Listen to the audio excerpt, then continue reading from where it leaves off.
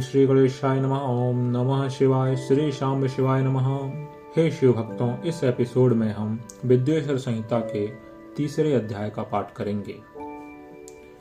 ओम श्री गणेशाय नमः। विद्वेश्वर संहिता अथ तृतीयो अध्यायः साध्य साधन आदि का विचार। व्यास जी बोले, सूत जी का यह वचन सुनकर वे सब महर्षि बोले, अब आप हमें वेदांत के सार सर्वस्व रूप अद्भुत शिव पुराण को सुनाइए। मुनियों का यह वचन सुनकर अतिशय प्रसन्न हो वे सूत जी शंकर जी का स्मरण करते हुए उन श्रेष्ठ मुनियों से कहने लगे। सूत जी बोले, आप सब महर्षि गण रोग शोक से रहित कल्याणमय भगवान शिव का स्मरण करके वेद के सार तत्व से प्रकट पुराण प्रवर शिव पुराण को सुनिए, जिसमें भक्ति, ज्ञान और वैराग्य इन तीनों का प्रीति पूर्वक गान किया गया है और वेदांत वेद सदस्तु का विशेष रूप से वर्णन किया गया है। हे ऋषिगण, अब आप लोग वेद के सारभूत पुराण को सुने। बहुत काल में पुनः पुनः पूर्व कल्प व्यतीत होने पर इस वर्तमान कल्प में जब सृष्टि कर्म आरंभ हुआ था, उन दिनों 6 कुलों के महर्षि परस्पर वाद विवाद करते हुए कहने लगे, अमुक वस्तु सबसे उत्कृष्ट है और अमुक नहीं। उनके इस विवाद ने अत्यंत महान रूप धारण कर लिया। तब वे सब के सब अपनी शंका के समाधान के लिए सृष्टिकर्ता अविनाशी ब्रह्मा जी के पास गए और हाथ जोड़कर विनय भरी वाणी में बोले, हे प्रभु, आप संपूर्ण जगत का धारण पोषण करने वाले हैं तथा समस्त कारणों के भी कारण हैं। हम यह जानना चाहते हैं कि संपूर्ण तत्वों से परे परात्पर पुराण पुरुष कौन है। ब्रह्मा जी बोले, जहाँ से मन सहित वाणी उन्हें न पाकर लौट आती है तथा जिनसे ब्रह्मा विष्णु रुद्र और इंद्र आदि से युक्त यह संपूर्ण जगत समस्त भूतों एवं इंद्रियों के साथ पहले प्रकट हुआ है, वे ही ये देव महादेव सर्वज्ञ एवं संपूर्ण जगत के स्वामी हैं। ये ही सबसे उत्कृष्ट हैं। उत्तम भक्ति से ही इनका साक्षात्कार होता है, दूसरे किसी उपाय से कहीं इनका दर्शन नहीं होता। रुद्र, हरि, हर तथा अन्य देवेश्वर सदा उत्तम भक्ति भाव से उनका नित्य दर्शन करना चाहते हैं।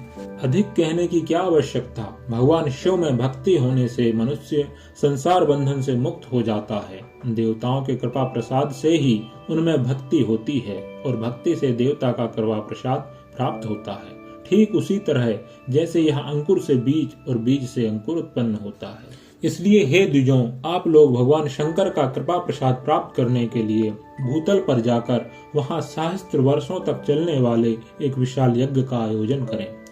इन यज्ञपति भगवान शिव की ही कृपा से वेदोक्त विद्या के सारभूत साध्य साधन का ज्ञान होता है। मुनिगण बोले, हे भगवान, परम साध्य क्या है और उसका परम साधन क्या है, उसका साधक कैसा होता है, ये सभी बातें यथार्थ रूप से कहें। ब्रह्मा जी बोले, शिवपद की प्राप्ति ही साध्य है, उनकी सेवा ही साधन है तथा उनके प्रसाद से जो नित्य नैमित्तिक आदि फलों की ओर से निस्पृह होता है वही साधक है। वेदोक्त कर्म का अनुष्ठान करके उसके महान फल को भगवान शिव के चरणों में समर्पित कर देना ही परमेश्वर पद की प्राप्ति है। वही सालोक आदि के क्रम से प्राप्त होने वाली मुक्ति है। उन पुरुषों की भक्ति के अनुसार उन सबको उत्कृष्ट फल की प्राप्ति होती है। उस भक्ति के साधन अनेक प्रकार के हैं, जिनका प्रतिपादन साक्षात महेश्वर ने ही किया है। उसे संक्षिप्त करके मैं सारभूत साधन को बता रहा हूँ। कान से भगवान के नाम गुण और लीलाओं का श्रवण, वाणी द्वारा उनका कीर्तन तथा मन के द्वारा उनका मनन, इन तीनों को महान साधन कहा गया है। तात्पर्य यह है कि महेश्वर का श्रवण, कीर्तन और मनन करना चाहिए। यह श्रुति का वाक्य हम सबके लिए प्रमाणभूत है। संपूर्ण मनोरथों की सिद्धि में लगे हुए आप लोग इसी साधन से परम साध्य को प्राप्त हों।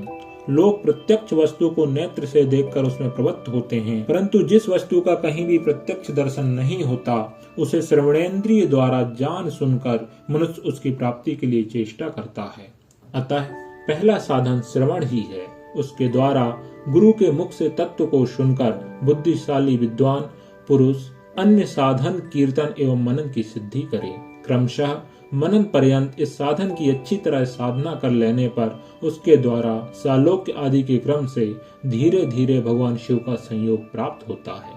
पहले सारे अंगों के रोग नष्ट हो जाते हैं, तत्पश्चात सब प्रकार के लौकिक आनंद भी विलीन हो जाता है। अभ्यास के ही समय यह साधन कष्टप्रद है, किंतु बाद में निरंतर मंगल देने वाला है। इति श्री शिव महापुराणे प्रथमायाम विद्वेश्वर संहितायाम साध्य साधन विचारम नाम तृतीयो अध्याय। सभी शिव भक्तों से हमारा निवेदन है कि हमारे चैनल को सब्सक्राइब करें तथा अपने मित्रों एवं परिवारजनों को यह शेयर करें ताकि भगवान शिव की अमृतमयी पुराण कथा उन तक भी पहुंचे। ओम नमः शिवाय।